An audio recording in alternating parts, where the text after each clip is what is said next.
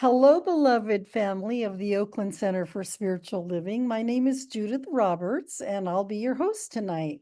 I welcome you to our midweek Oasis Wednesday night service. As you'll be able to experience tonight, our Wednesday night Oasis is a place where we come together as a community to be spiritually refreshed between Sundays. Most Wednesday night services build upon the theme of the previous Sunday, expressing science of mind principles and practices with the intention that these gatherings are informal, intimate, and interactive. Our annual theme for 2025 is Rising Higher, Growing Deeper. Our monthly theme for September is Transcendent Purpose. Last Sunday, Reverend Dr. David Alexander introduced ideas inspired by the talk title of The Elevation of Awareness. And tonight our speaker will continue with this same topic. So I welcome you.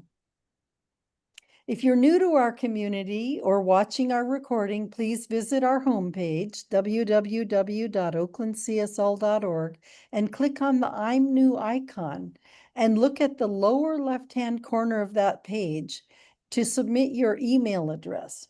Once you do, you'll begin receiving the Village News, which comes out weekly on Thursdays in your email.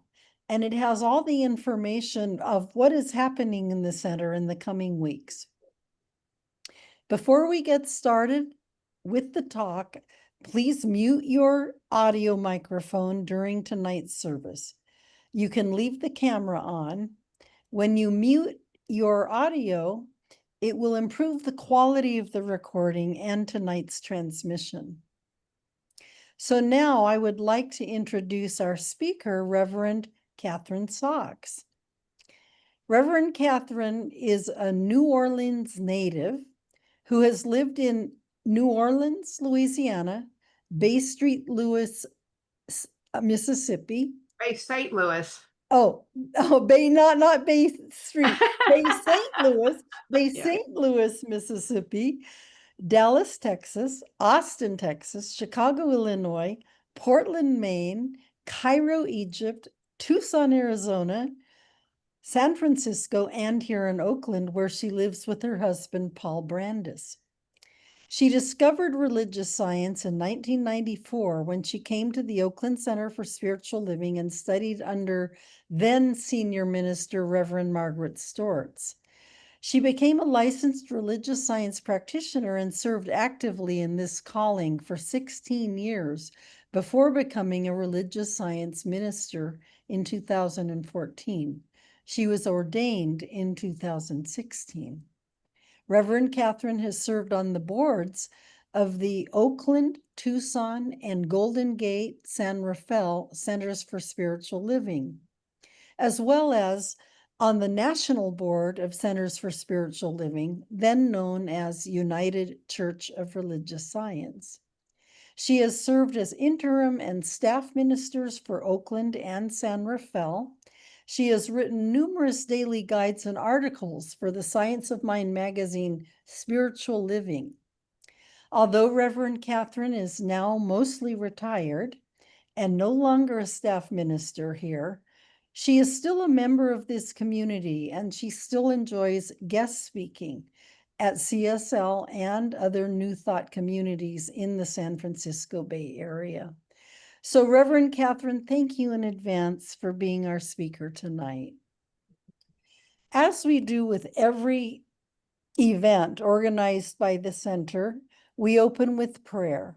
And tonight, Reverend Jerry Carter will be opening us up in prayer. So I'd like to turn this over to Reverend Jerry.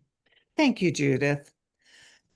It's an honor and a joy to be here this evening to support my beloved colleague and friend, Reverend Katherine Saux. So I invite us all to go within, just taking a deep breath, breathing in that breath of life, that breath of love, that breath of peace and joy and harmony. For this breath is the breath of the one power and presence we know as God. And so I'm allowing us to breathe in and breathe out all the goodness of life. As we settle in this evening, letting go of everything that's gone before this time and just being present to this beautiful talk that we're about to receive. I'm claiming, accepting, and knowing that all flows easily and effortlessly as Reverend Katherine is the conduit for spirit for this Wednesday night service.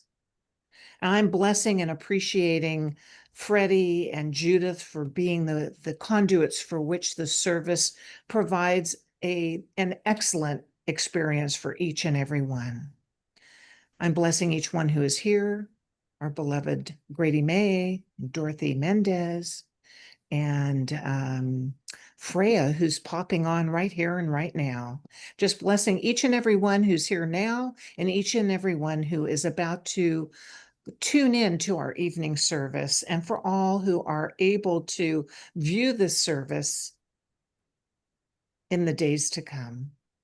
So I'm blessing it all. I'm calling it good and very good. And I know that Reverend Katherine is supported by that one power and presence that always takes care of each of our earthly needs. I know all is well, all is in divine and perfect order. And I give great and abiding thanks for this time together that we get to share together, play together, be enjoyed together. How good God is. And as I let these words go into that universal law of love, I know that they do not return void, that all of our prayers are answered prayers, all of our heart's desires are being made manifest right here and right now, because we know the greatness of spirit. So I just let it be, and I invite you to join me in sealing this prayer with, and so it And is. so it is. So it So is. it is. Yes. Amen. Hey, hey, hey. Thank you, Reverend Jerry. That was beautiful. And now I'll turn it over to Reverend Katherine Saux, who is going to offer her talk tonight. Thank you, Judith. Thank you. Hi, everyone. Hi, Freya. Hi, Megan. Good to see you all. So good evening to y'all. Truly. This is my first time in many years doing the Wednesday Oasis service, and I'm really glad to be here and to see your faces, or maybe just your names, or whatever it is that's showing up right now. I'd love to see your faces if you'd like, but that's okay. I know who you are. Um, and as as Judith said, yes, our topic tonight is something called elevation of awareness. And yeah, I'm going to spring off of Reverend Dr. David Alexander's very powerful talk from last Sunday. I wasn't there because I was still a little sick, but I did watch it on YouTube, and I went, "Hey, Megan, good to see you." Mhm. And it was really good. And I went, now what am I going to do, right? Um, he started by drawing upon the Old Testament, uh, the text in which the prophet Elisha asks God for a double portion of God's grace in order to do the work he's being called to do in a very turbulent world back then. And then Dr. David went on to create a really wonderful metaphysical metaphor around what it takes to make a fire: the spark, oxygen, and the fuel. So I mean to touch on some of these ideas in my own words and with my own thoughts tonight as we meander through the next 20 minutes or so. And I'm going to do something a little different tonight. What I'd like to do is have all of you who are here um, help participate and help me create and develop this talk as it goes along. Okay. So from time to time, I'm going to ask a question or seek your sharing, your responses, your input about certain things. And I'm going to ask you if you mind doing this, because I think together we create a better collective consciousness than any one speaker can ever offer. So be with me in this, and I hope you guys will be ready to play, because it just makes the whole idea of doing a talk so much more collaborative and more fun, frankly.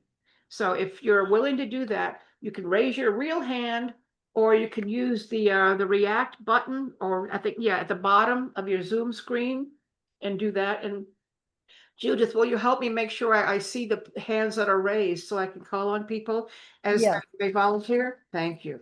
Okay. So let's begin, and we're going to do a participative kind of play with this talk. And we're going to begin with Well, my first question was, what are we talking about when we talk about the elevation of awareness? The words are very pretty. And I bet each of you has your own idea or ideas about what it means. And before I dive into my own, this is one of those times when I'd like to see, what do you think? When you think about the phrase elevation of awareness, what comes up for you? What images arise, if any? So I would really like to hear mm, any input about elevation of awareness and how it reverberates in you. Anyone? And you'll have to unmute. So,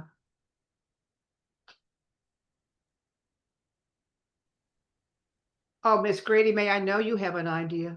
Reverend Jerry has something.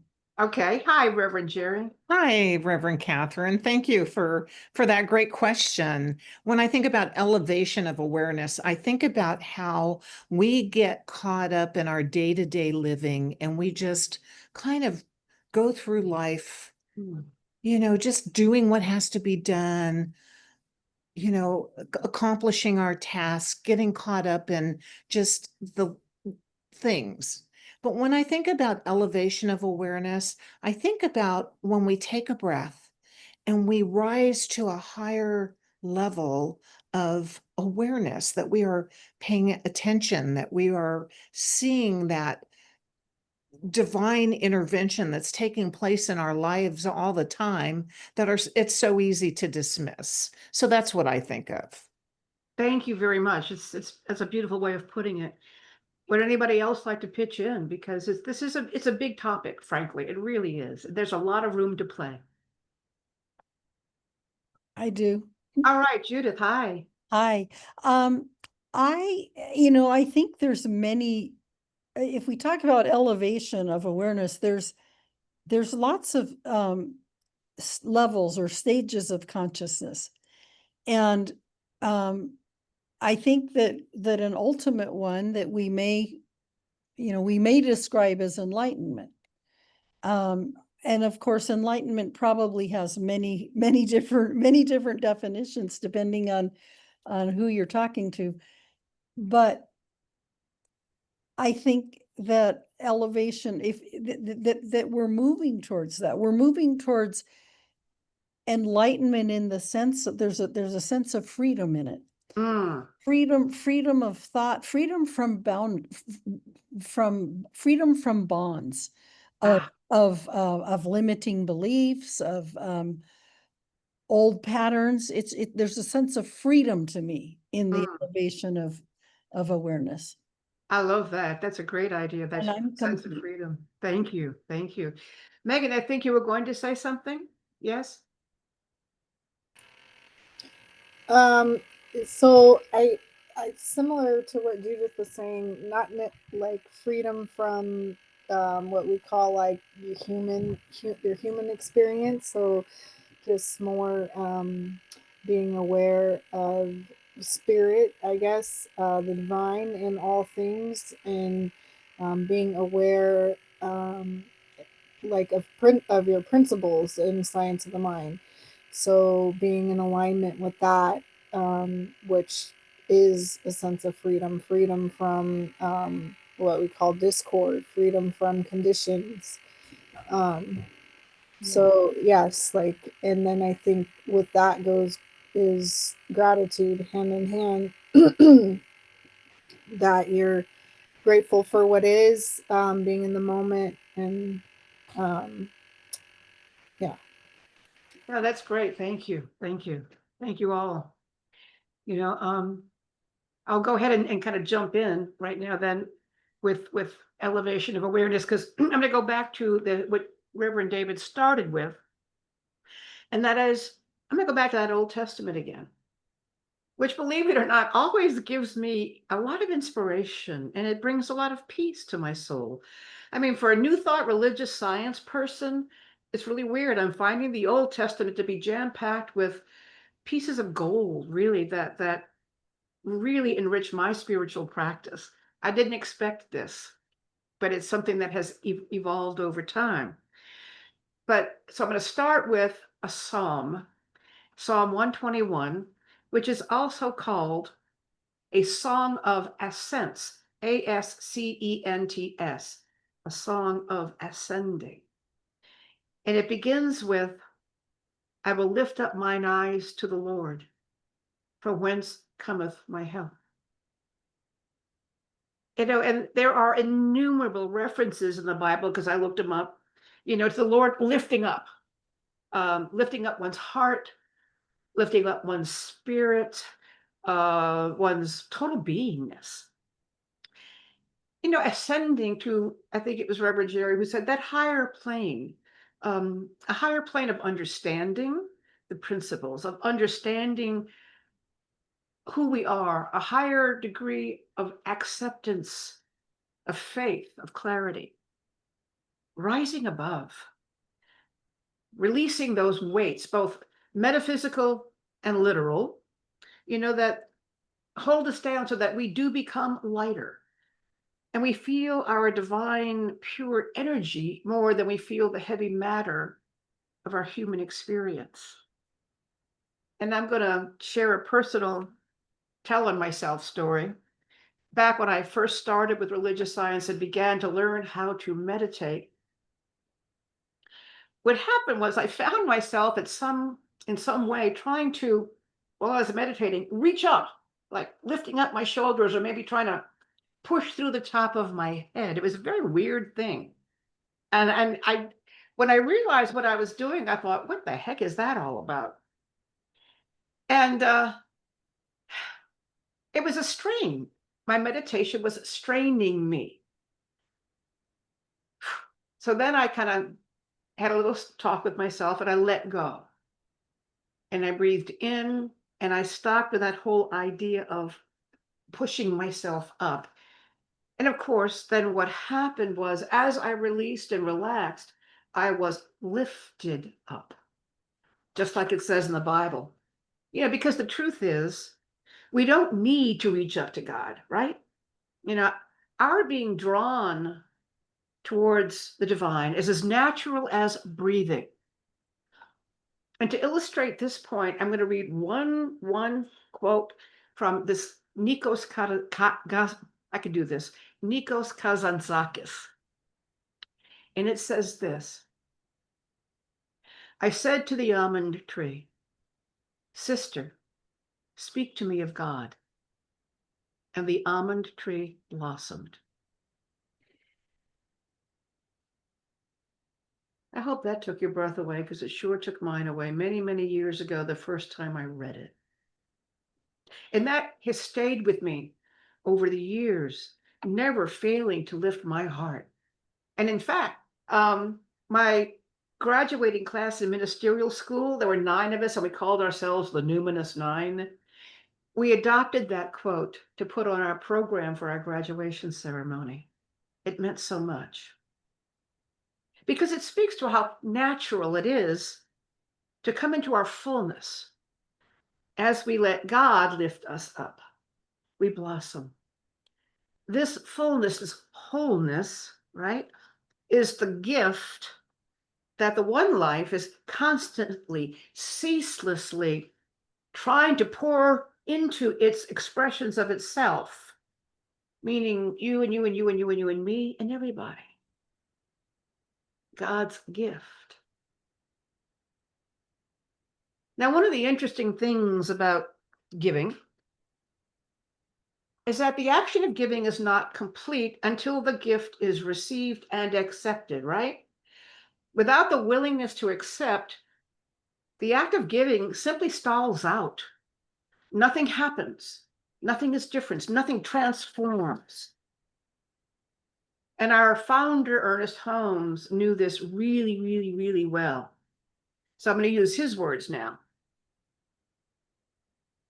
The spirit seeks, urges, pushes against you to fulfill itself. No matter how abundantly the horn of plenty may pour out its universal gifts, there must be a bowl of acceptance, a chalice of expectancy, or the gift cannot be complete. It is impossible for you to receive that which your mind refuses to accept. When I read that, it struck a chord in me, and I can't imagine that it might not have for some of you. I mean, have you ever had the experience of saying to yourself or somebody else something like, "It's just too good to be true. Oh, no. Oh, that's just too much. I can't accept that." And this is not a rhetorical question because I've done it and I'd like to know if somebody else has. You know, it's too good to be true. It's too much. I can't take that.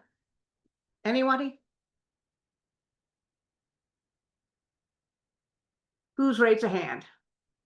Oakland CSL. I'm ready for you, Freddie. Whoops. Hey, hey, just give me 1 second. Sure. It's always the back end stuff. I'm not used to doing it for myself.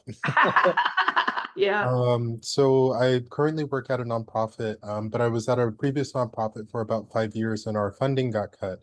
Since I work in HR, I was part of a few rounds of layoffs until it hit me, which I did see coming, but I was able to get another job really quickly. It's with a great organization. I love my team and my boss, and so many things just fell in line. And I have friends who are still looking for work. And it took me a while for like, why me? This is too good to be true. And that was kind of my sense of it. So what you were saying was just resonating for me. Thank you, Freddie. I mean, it's a very human reaction, and I'd be interested if anyone else has had that, even if you've only felt it once. Share. Well, it hit me, and I remember a long time, and I was already a practitioner. I think Reverend Jerry might have her Oh, hand. did Jerry? You unmuted? Hi. Hi, I just wanted to say that I know it happens a lot. I can't put my finger on an exact example right now, but I do know exactly what you're talking about. And so it's an energetic, And and energetic, and it it happens like pulls, that in a pulls flash. something good your way. And it's just like, oh my gosh. I don't know that I say it's too good to be true. I always just say, thank you, Spirit, for Well, you've learned, huh? You've yeah. learned. I used to. But I did want to go back for a moment and thank you for bringing up the song or the poem My Help or the Yeah. song My Help, because that is a very powerful song for me. And that was a very powerful song for Reverend Francione. And we will be having that sung at her celebration of life on the 4th.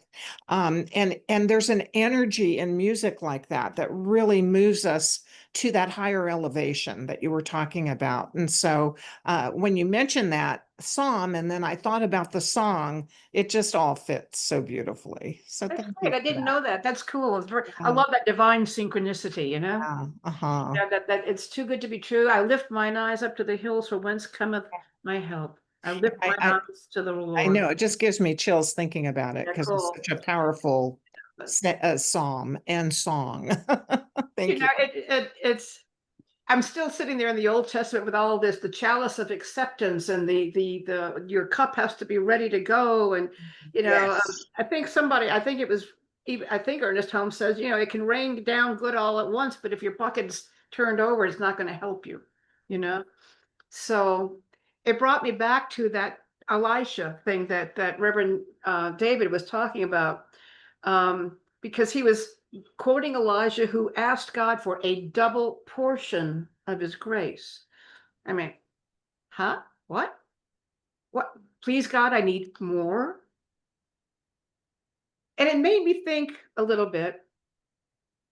And here's a question.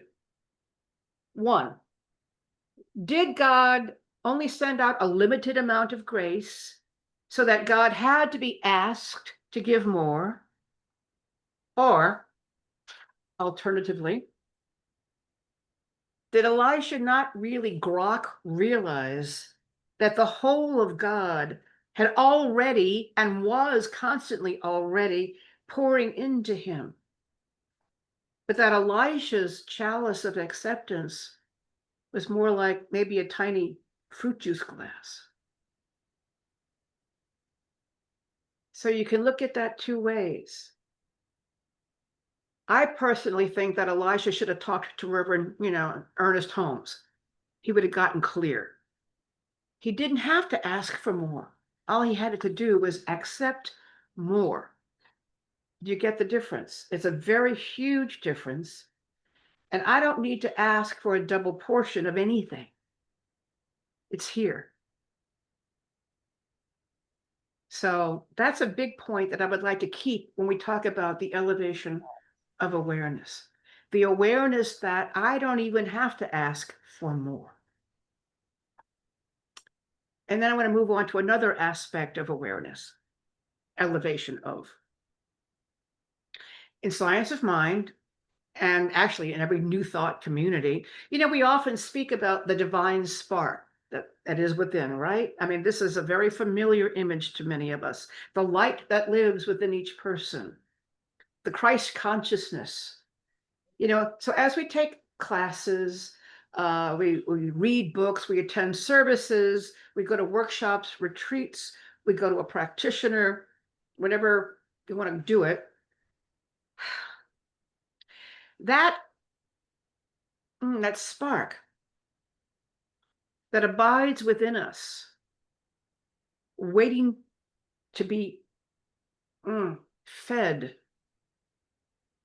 It becomes a flame then that blazes out so that we then become a light unto the world.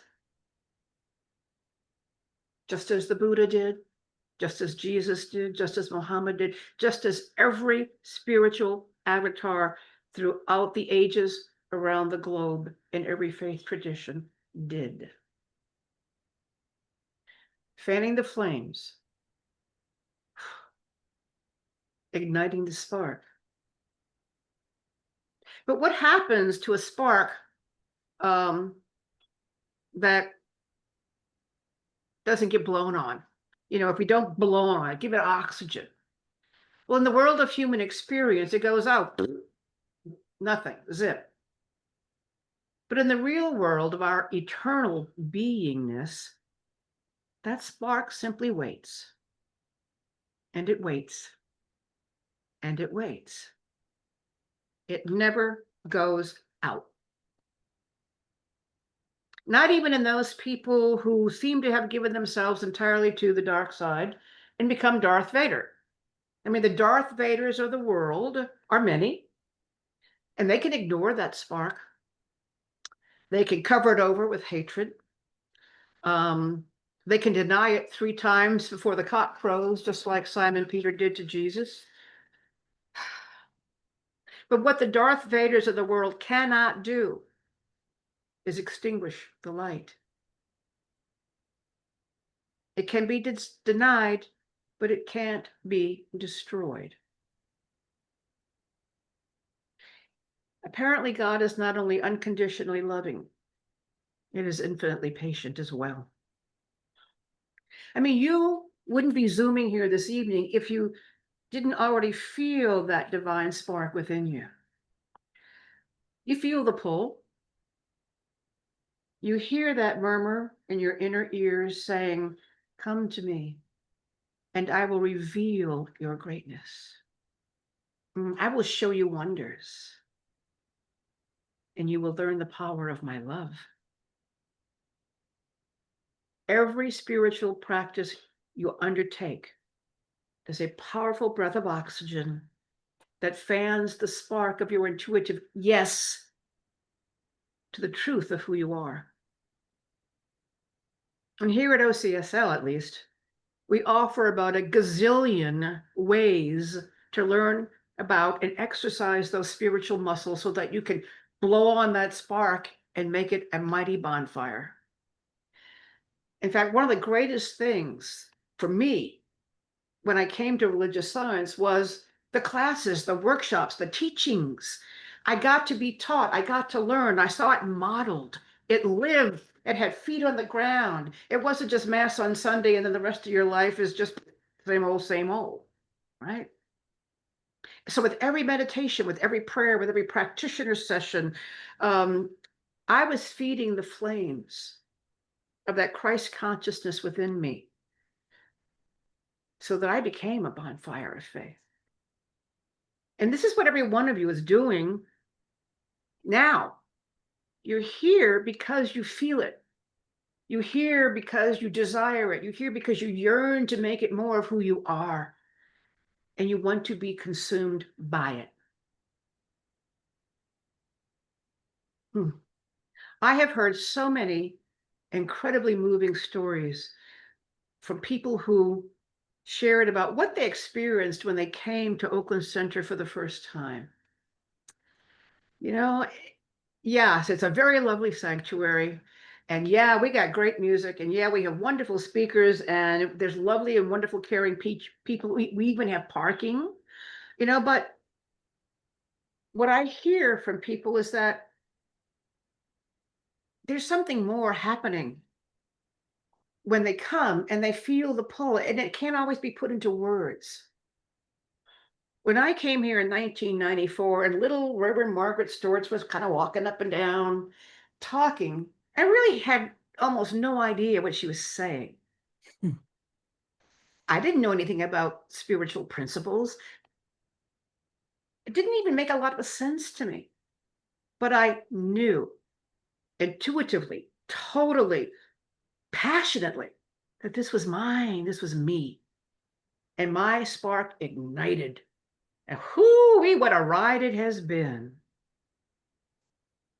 And I'd like to take just a moment to hear from one other person at least about what was it like when you came? What did you feel? Would you be willing to say whatever? I mean, I don't know what it was like, but I was coming home and I didn't even know I missed it until I had it. That kind of thing. So would someone please be willing to share their story?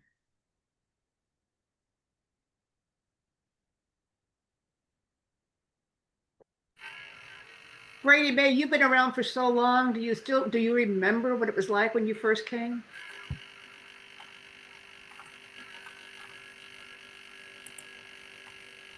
Brady, you're muted.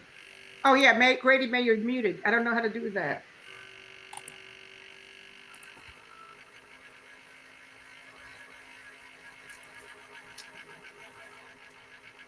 Well, we'll go with Megan because she's unmuted for right now. We'll come back to you, Grady, if you'd like, okay? Thank you. Megan. I didn't completely grow up in religious science, but I started going to church when I was about 15. And you've been to Vallejo. It's very small. Not as diverse. Mostly older people. So I was always the youngest person in the room for most of my life until my kids were born. So when I came to Oakland, it was just very different. It was very diverse. At that time, there were 4 different ministers. Actually, when I came, I was meeting Reverend Jacqueline to hear Reverend Francione speak. So she was the first person that I ever heard speak there. The biggest pull for me was that there was the youth church that my children wanted to come back to. Yeah. It was nice to be in a center that magnified everything that I already knew, but offered many more layers, like a bigger, loving community, all different ages, ethnicities, and ability for my whole family to participate. So it's interesting because I never ever thought about what it was like at another center. You're kind of just in the world that you exist in, and that was just our church. And I never even thought about going anywhere else until I did. And I went to every single church in Oakland, but OCSL really felt like where I wanted to come back. Thank you, Megan. Yeah. It's you just kind of know this is it. This is it. Yeah. Thank you. Are you complete? Okay. Dorothy has her hand raised. Dorothy, please. I came to this church 1981 because a friend of my uncle's was coming here. She said, "Come to our church. It's on 5000 Clarewood Drive." And I came, and it was the first day that Reverend Margaret Storts was the senior minister of our community, which at that time, it was the first church of religious science. Right. And I said, what is all this huggy feely people doing? I came from a Baptist church, okay? We were not hugging and feeling people. And I was like, okay, this is different. But there was something about this little lady, okay, that said, you need to come back and you need to be a part of this community. Mhm. And that September, she opened up foundations class. And at that time, my daughter became a Oakland police officer. And when I went to the first Science of Mind class, there was a family there. And it was Jim and Juanita Vaughns. Their daughter was also a police officer in Oakland Police Department. Mm. And they helped me and guided me to support me through the time that my daughter was becoming a police officer. Mm. But I always said, after being there, Reverend Victor taught Science of Mind 1. Paul Thompson taught Science of Mind 2. And I believe Reverend Francione did Science of Mind 3. I knew I was home. But the interesting thing about it was I sat in the back of the church and I never saw my uncle's friend who introduced me to 5000 Clarewood Drive. She sat in the front and I sat in the back. And all the years since 1981, I said, they'll be gone before I will. And I have seen ministers come and go. And I am just knowing that God is guiding me to do whatever needs to be done in this community, because this community for me is home. Yeah. And I am knowing when I move to the other side of life, that God will be there guiding me and protecting me. And thank you, Reverend Catherine, for this wonderful celebration of life that you are giving us today. Thank you. And You're I'm welcome. It's great. I mean, I love to hear the stories because in different words and in different ways, what I see is the spark igniting, just and poof. So each of us began, and now we are continuing our ascent, our elevation of awareness into that greater sense of oneness, with all that is. And as Reverend David said on Sunday, when we let that fire in, and the fire does its work, we cannot help but be transformed. The fire of the Creator consumes us if we open to it. The spiritual and mystical practice of fire walking, if any of you have ever done that, I know you know about it, maybe you've seen it. It's not about being able to walk over the coals and not burn your feet. That's very literal.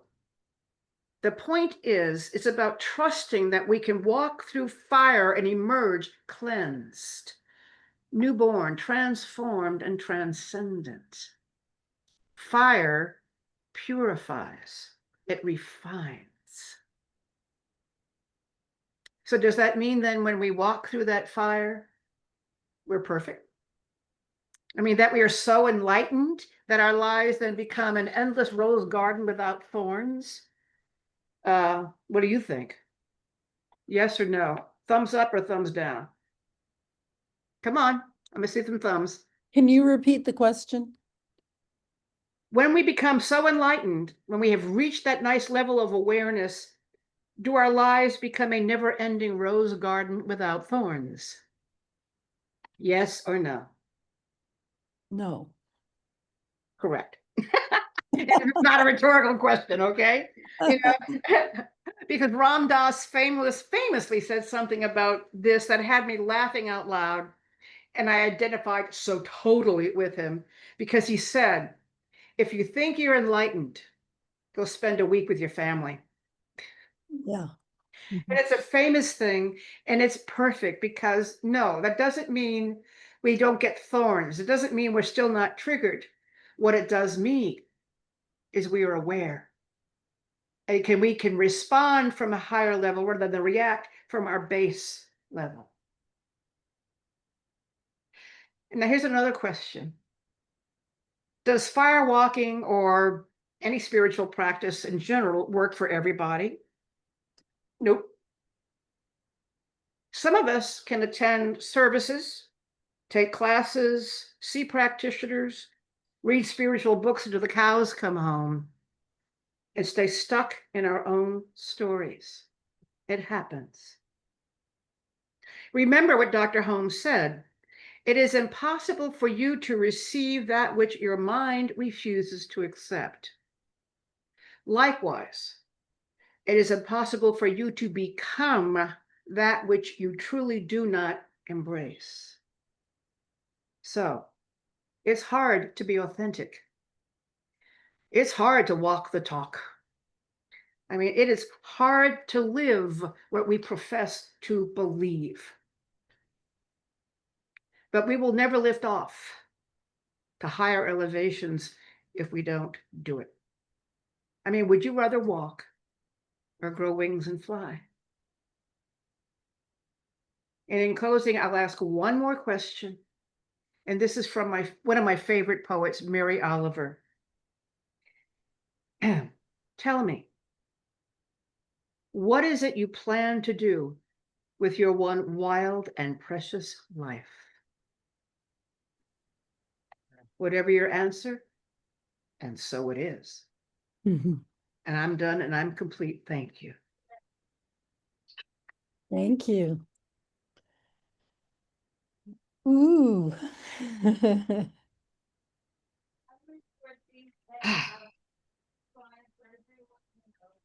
Yeah, you gave us a lot and you gave us really good questions. I'm glad some of you participated. It's really fun to hear what people feel or think when you put something out there. You know? Yeah. For those of you who didn't, I know that you got it too. I'm glad you're here. Yeah. Can I add something about when you said what it felt like to come to the center for the first time? Oh yeah. Because I think this is probably also not an uncommon experience. I came when Reverend Joan was the senior minister, and I came several times and checked it out, and it didn't feel right to me. And checked it out again, and it didn't feel right. Checked out the other East Bay, and that didn't stick either. But I kept coming back to OCSL, and then it finally felt right. Ah, And I entered in and stayed. yeah. And I asked Reverend Joan about that. You know, I told her what had happened and how I had experienced it. And she said, oh, when you were coming, we were in a tremendous amount of conflict. Wow. And there was a lot changing, and there was a lot of discord. And I didn't know that, But you felt it. but I think I felt something Yeah. that had resolved. Mhm. Is when I came in. I didn't know any of that. So I think we're very sensitive people. Yeah. And it's like we're like the bee seeking the nectar, the bee seeking, Right. and when it's there, it's there. When it's there, we know it and we go for it. Exactly. You know, But it's those like first few times it just wasn't quite there. interesting. That's really interesting. Thank you for sharing that. I appreciate that because everybody's experience is very personal. It's formed by everything that we've done before, and like you said, our intuitive sense picks up the energies. When I came and it was with Reverend Margaret, there was no discord. And Yeah. as I said, I was clueless, but I just went, yeah, whatever it is, yes, that kind of thing. And I never looked back, never looked back.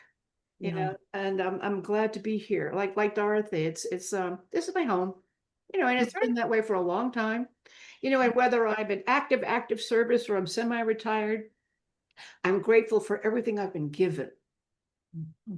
Yeah. And you do a beautiful job, Reverend Catherine. Thank you. Everything you do is just beautifully done with a beautiful consciousness. Thank you. I really, I accept that. I appreciate Accept that. it. Okay, it's not too good to be true. Yeah. Oh, look at the things, Megan. Yeah. Oh, yeah. It's boy, this philosophy, talk about, I used to be a party girl. They used to call me party doll. Then I became a practitioner, very different. Yeah. And then a minister. And it's, I love how the fire consumes us each in our own way. And I see the changes in people as they keep coming back and growing, you know, it's beautiful. It's beautiful. And when you talk about the transformation, I remember David Alexander saying, be the fuel, you know, become the fuel, because Become- the fuel burns, and as it burns, we're transformed. But we have to offer ourselves. We have to allow ourselves to be the fuel. Exactly. I You love know, that. and we do, and as I said, over the years, all the times that I was a very active practitioner, I did a lot of counseling and a lot of sessions.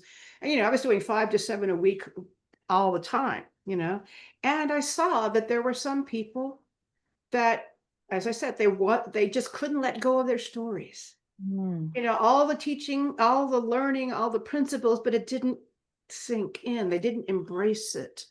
You know, it was lip service, and so it didn't really make that transform it. They didn't become the fuel, Mhm. you know, and it may be very sad, and yet everybody's path is their own, Mm. and the spark waits, and it waits, and it waits. Yeah, that was beautiful when you said that. Yeah, Waits for us. yeah. That's beautiful. Yeah, I loved that. Thank you. Well, let's see how we are on time. Yeah, we're good. I have a few more minutes. Does you can ask Catherine if anyone else wants to say anything. We have Oh yeah, I would love to. You know, please. Hi, Freya. Hi. You know, something you said towards the end had me explained something that I haven't been able to explain in my mind, because I did the fire walking a long time ago. I mean, about when I was about 40 years old or whatever. And but it didn't feel like that it changed me. Mhm. And how can you walk on coals and not be changed? And you said something like, it's impossible to become what we do not fully embrace." Precisely. And there were parts of me that were just not ready.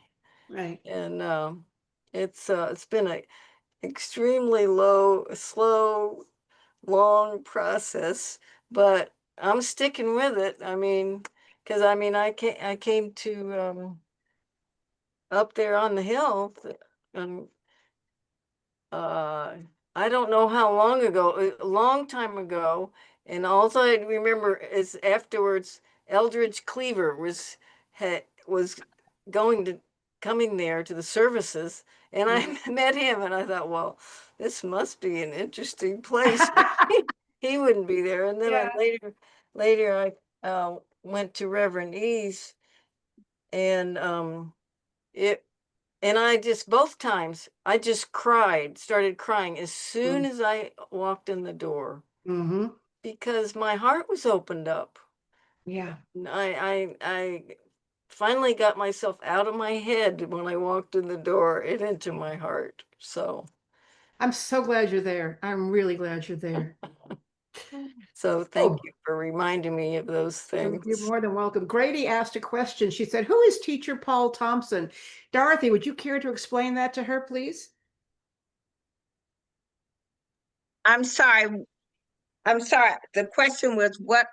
Who is Paul Thompson? Because you mentioned Paul Thompson, Oh, and Grady May is asking, "Who's Paul Paul Thompson?" Thompson used to be the lead for our practitioners at the First Church of Religion Science. Okay.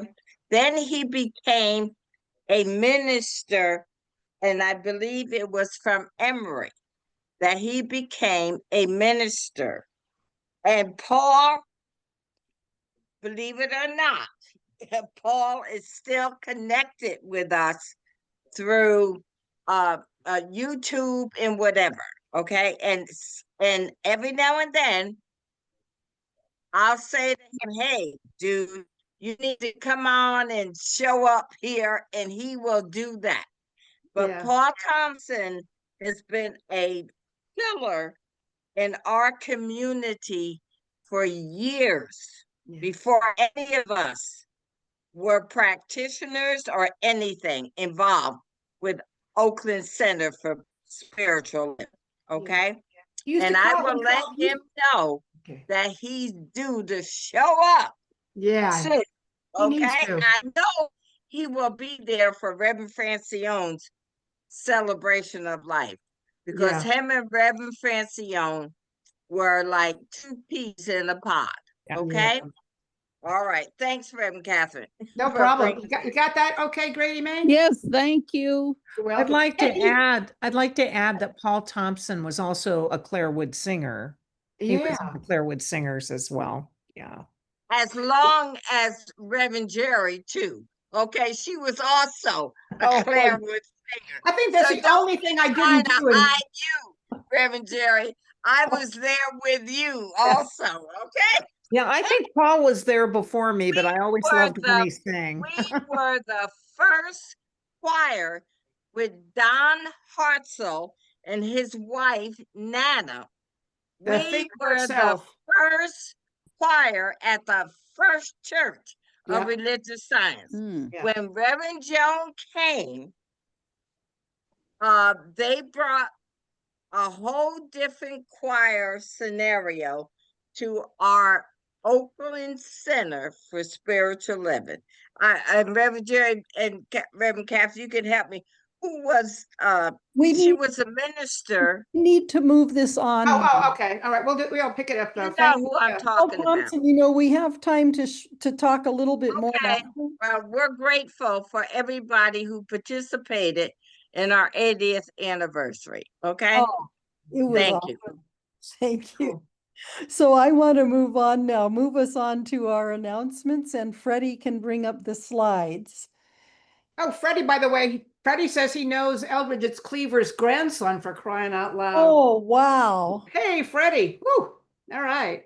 All right. So this Sunday, September 28th, join Maureen Molina, practitioner, ministerial student, who will be speaking on Mission Impossible. Oh, sorry, Mission Possible. Meditation starts at 10 a.m., followed by service at 10:30. Here's Mission Possible again. So our own Miss Grady Nobles and Reverend Sunshine Michelle Coleman will be speaking next Wednesday again on Mission Possible. And this will start meditation 6:30 and service at 7 p.m. Looking forward to that. Okay, and join us for a powerful and insightful discussion at the Diversity Circle Friday, September 26th, 7 p.m. on Zoom, where we'll delve into the importance of free speech. Visit oaklandcsl.org/groups to learn more. And the fourth of 6 sessions of the Women's Spiritual Empowerment Group is on Sunday, September 28th after service. All women in our community are welcome to attend. Go to oaklandcsl.org groups page for more information. And the two, Reverend Jerry and Reverend Catherine, are leading that, who are both with us tonight. Okay, next one. National Hispanic Heritage Month is an annual observance in the U.S. from September 15th to October 16th. The observance began as a week in 1968 under President Lyndon B. Johnson. And join us after service for our Monthly community potluck and Bring a Friend Sunday, September 28th. Board member Deborah Jackson is leading this project and is assembling a committee for setup and cleanup. Contact Deborah at oaklandcsl.org for more information. And the Social Justice Ministry is meeting on the first Sunday of the month after service. The next gathering is coming up on October 5th. And the Social Justice Ministry is hosting a 4-week virtual book study beginning October 13th through November 2nd, Mondays at 6 to 7:30 p.m., featuring Dr. Robin DiAngelo's newest book, Nice Racism: How Progressive White People Perpetuate Racial Harm. Stay tuned for more information to come on how to register. And our nonprofit partner for September and October is Planting Justice. Planting Justice is working towards economic and environmental justice by building a network of sustainable land-based social enterprises. They counter systemic oppression, violence, and inequity by creating good jobs with nature-based work, a healing environment with holistic community support, and the real opportunities for personal growth. Visit www.plantingjustice.org. And the Oakland Center Nonprofit Partners Program provides a platform to feature, support, and introduce members to 6 nonprofit organizations each year. Groups whose values and vision are in alignment with those of the centers are selected. We highlight and contribute to a different nonprofit agency every 2 months. Applications for the 2026 program are open. To learn more and obtain an application, please visit oaklandcsl.org, select About Us, and scroll down to Nonprofit Partners. And the Spirit Treasure Bookstore celebrates September at the Make an Offer table.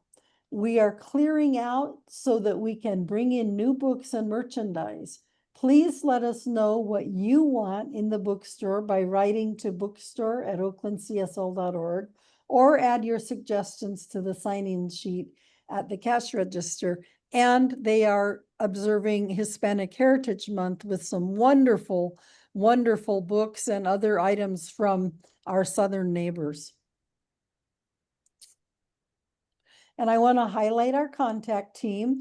All of the people pictured here are key people in our community doing invaluable services. So I'm not going to name all of them right now, but I just want to give a shout out that all of them are so much appreciated for all that they do. And now we move into our conscious giving time. Conscious giving is a celebration, an expression of gratitude, and a spiritual practice. In giving, we celebrate our community and express gratitude for all the folks who give of their time, talent, and treasure to society. We also acknowledge our place in the flow of universal power and abundance and put our intentions for greater experience of abundance into action. In that spirit, please follow along as I read the giving affirmation. Divine love as me blesses and multiplies this offering. It blesses all that I am, all that I give, and all that I circulate. Thank you, love, as me. And so it is. So if you would like to donate to this center, go to oaklandcsl.org and click on this donate button in the upper right-hand corner. And it will take you to various ways that you can give. You can use Zelle, you can text, you can use QR code, you can write a check, you can use a credit card. And if you're at a service in person, you can donate in the cash in the offering basket. Any and all gifts and donations are appreciated. So thank you for anything you feel inspired to offer. And I want to thank everybody who has participated in the program tonight. Reverend Catherine, of course, as our speaker tonight, and she will be offering our closing prayer. And ministerial support of Reverend Alina Hutchinson, who hosts this every other week, Reverend Ikea Param, and of course, Reverend Dr. Sunshine Michelle Coleman. And then I want to thank our team. Freddie Lambright III is our person in the background who does the PowerPoints and highlights people and just helps this all run smoothly. And I want to thank Steve Carter, who's our operations coordinator, who prepares our PowerPoints and our announcements. So thank you to all of you. And it's been a wonderful service. I'd like to now turn it over to Reverend Catherine for a closing prayer. Thank you, Judith. You do this very beautifully, so smoothly and with such love. Yeah. So everyone, let's just kind of come together in that oneness which we have been elevated into as we have let ourselves become on fire with God. I accept and know that this time together has created something different, and that we have in fact opened and offered our chalice of acceptance to the greater good of God's gift. So I am giving thanks for our increasingly bountiful, beautiful, and purposeful life that is unfolding even as we open to it and walk through it. I'm grateful to know that all the loving hearts and willing hands that have made this possible feel the blessing, feel the gratitude. I accept and know that having come together, we stay together. And that as we take our leave by Zoom, we are still together as one in that Christ consciousness forever. And it is good and very good. Let us lift up our eyes to the hills, from whence cometh our help and our support. I feel this, I know this, I am so grateful to have it.